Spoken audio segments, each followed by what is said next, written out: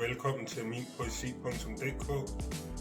Mit navn det er Johannes, og jeg er stifter og idéhaver bag hjemmesiden minpoesi.dk.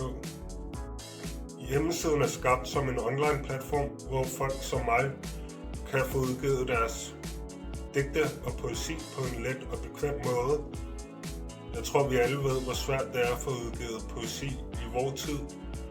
Derfor tænkte jeg, at det var en god idé med sådan en platform. Minpoesi.dk er din online-platform til at dele poesi, læse andres værker og finde inspiration. Her kan du udtrykke dine tanker og følelser gennem ord. Poesi er mere end ord. Det er følelser, oplevelser og historier.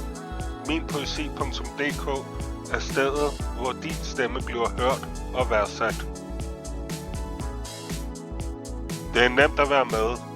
Upload blot dine digte og læs værker fra andre kreative sjæle. Minpoesi.dk handler om at dele og opdage.